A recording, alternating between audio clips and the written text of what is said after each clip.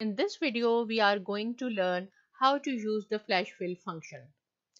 Flash fill will make it easier for you to edit the worksheet. This feature will automatically fill in your data when it recognizes a pattern.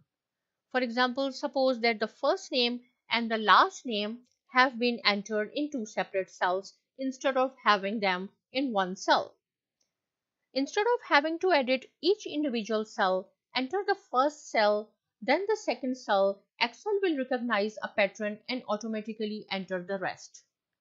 In this case, we have our first name Robert, so we will type Robert, and the last name is Smith, then press enter. When you will write the first letter of the second name, that is W, Excel recognizes the pattern and fill the rest of the names.